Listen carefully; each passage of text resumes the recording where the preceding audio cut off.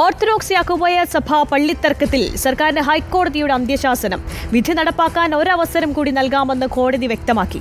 അതിനുശേഷവും വിധി നടപ്പാക്കിയില്ലെങ്കിൽ കോടതിയലക്ഷ്യ നടപടിയെടുക്കുമെന്നും ഹൈക്കോടതിയുടെ മുന്നറിയിപ്പ്. പ്രശ്നം പരിഹരിക്കാൻ സാധ്യത തേടുന്നുവെന്ന് സർക്കാർ ഹൈക്കോടതിയിൽ വിശദീകരണം നൽകി.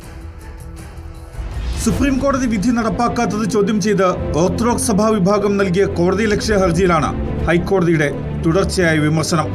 സുപ്രീം കോടതിയുടെ ഉത്തരവ് നടപ്പാക്കുന്നതിന് ഒരവസരം കൂടി നൽകാം. അതിനുശേഷവും വിധി നടപ്പാക്കിയില്ലെങ്കിൽ കോടതിയലക്ഷ്യ നടപടിയെടുക്കുമെന്നുമാണ് ഹൈക്കോടതി സിംഗിൾ ബെഞ്ചിന്റെ മുന്നറിയിപ്പ്. എല്ലാ ദിവസവും പോലീസ് പള്ളിയുടെ ഗേറ്റ് വരെ പോയി മടങ്ങിവരുന്ന രീതിയാണോ നടക്കുന്നതെന്നും ഹൈക്കോടതി ചോദിച്ചു.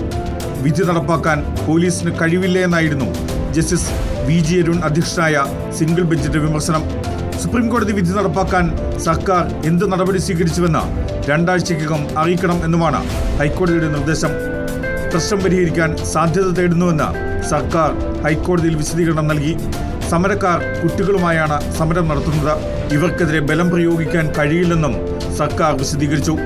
ഹൈക്കോടതിയിലെ കോടതിയലക്ഷ്യ ഹർജിയിലാണ് അഡ്വക്കേറ്റ് ജനറൽ നേരിട്ട് ഹാജരായി നിലപാടറിയിച്ചത്.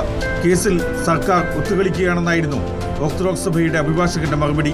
തർക്കത്തിലുള്ള പള്ളികൾ ഓർത്തഡോക്സ് സഭാ വിഭാഗത്തിന് വിട്ടു നൽകണമെന്നാണ് സുപ്രീം കോടതിയുടെ വിധി. എന്നാൽ വിധി നടപ്പാക്കുന്നതിനെ യാക്കോബായ സഭാ വിശ്വാസികൾ എതിർക്കുകയാണ്. ഉത്തരവ് നടപ്പാക്കണമെന്നാവശ്യപ്പെട്ട് ഓർത്തഡോക്സ് വിഭാഗം നൽകിയ കോടതിയലക്ഷ്യ ഹർജികൾ ഹൈക്കോടതി ഈ മാസം 25-ന് വീണ്ടും പരിഗണിക്കും. Legal desk reporter.